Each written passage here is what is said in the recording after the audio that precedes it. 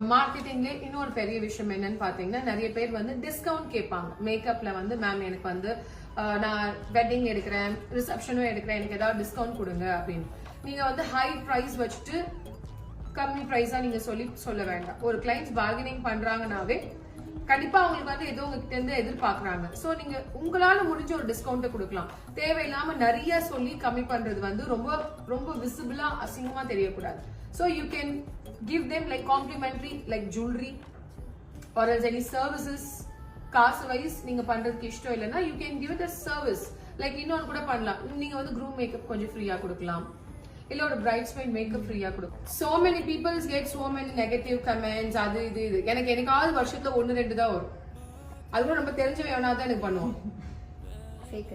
ஆமா, ஃபேக் ஐடில இருந்து தெரியாதவங்க யாருமே சரி இந்த பொண்ணு ஏதோ நல்லதா பண்றா, வெரி பாசிட்டிவா இருக்குன்னு போயிடுவாங்க. இந்த தெரிஞ்சவங்க இருக்காங்க பாத்தீங்களா, அவங்க தான் இந்த மாதிரியான ஏதாவது ஒரு விஷயம் பண்ணுவாங்க. பட்